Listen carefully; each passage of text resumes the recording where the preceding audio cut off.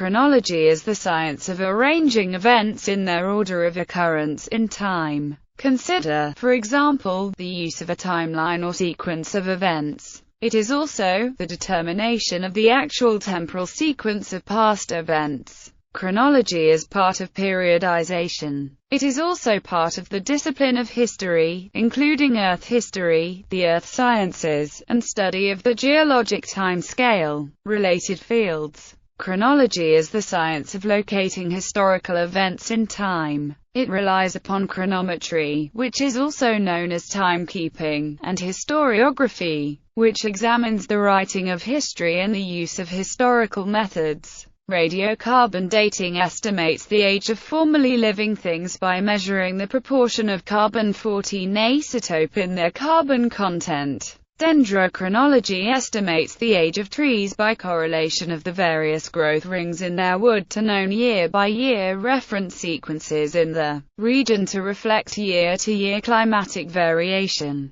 Dendrochronology is used in turn as a calibration reference for radiocarbon dating curves. Calendar and era. The familiar terms calendar and era concern two complementary fundamental concepts of chronology. For example, during 8 centuries the calendar belonging to the Christian era, which era was taken in use in the 8th century by Bede, was the Julian calendar, but after the year 1582 it was the Gregorian calendar. Dionysius Exiguus was the founder of that era, which is nowadays the most widespread dating system on Earth. An epoch is the date when an era begins. Ab urbe condita era. Ab urbe condita is Latin for from the founding of the city, traditionally set in 753 BC. It was used to identify the Roman year by a few Roman historians. Modern historians use it much more frequently than the Romans themselves did. The dominant method of identifying Roman years was to name the 2 consuls who held office that year. Before the advent of the modern critical edition of historical Roman works, AUC was indiscriminately added to them by earlier editors, making it appear more widely used than it actually was.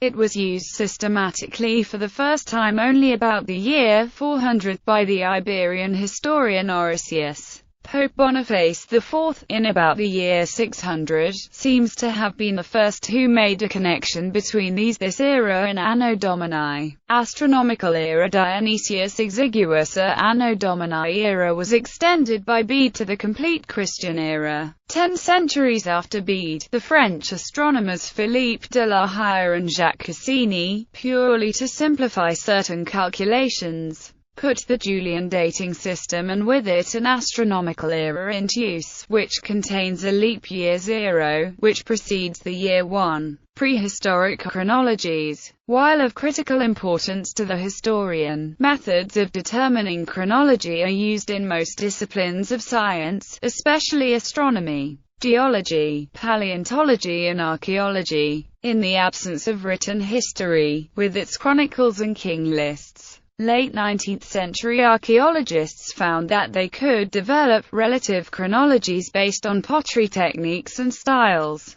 In the field of Egyptology, William Flinders Petrie pioneered sequence dating to penetrate pre-dynastic Neolithic times, using groups of contemporary artifacts deposited together at a single time in graves and working backwards methodically from the earliest historical phases of Egypt. This method of dating is known as seriation. Known wares discovered at strata and sometimes quite distant sites, the product of trade, helped extend the network of chronologies. Some cultures have retained the name applied to them in reference to characteristic forms, for lack of an idea of what they called themselves. The Beaker people, in northern Europe during the 3rd millennium BCE, for example. The study of the means of placing pottery and other cultural artifacts into some kind of order proceeds in 2 phases: classification and typology. Classification creates categories for the purposes of description, and typology seeks to identify and analyze changes that allow artifacts to be placed into sequences.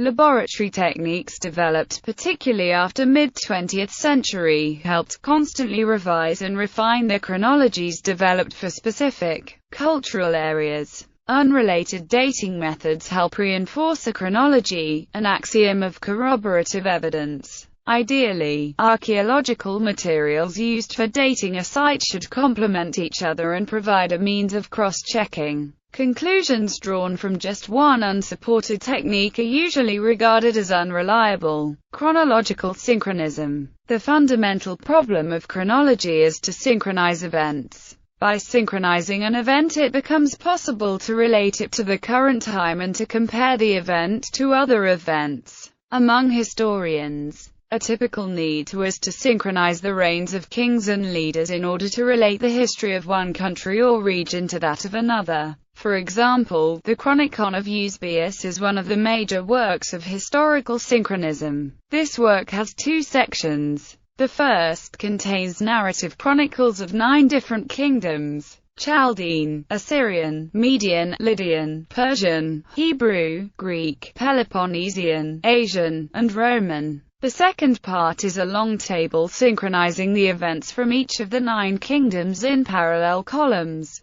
The image to the right shows 2 pages from the second section. By comparing the parallel columns, the reader can determine which events were contemporaneous, or how many years separated 2 different events. To place all the events on the same time scale, Eusebius used an Anno Mundi era, meaning that events were dated from the supposed beginning of the world as computed from the Book of Genesis in the Hebrew Pentateuch. According to the computation Eusebius used, this occurred in 5199 BC. The Chronicon of Eusebius was widely used in the medieval world to establish the dates and times of historical events. Subsequent chronographers, such as George Syncellus, analyzed and elaborated on the Chronicon by comparing with other chronologies. The last great chronographer was Joseph Justus Scaliger, who reconstructed the lost Chronicon and synchronized all of ancient history in his 2 major works,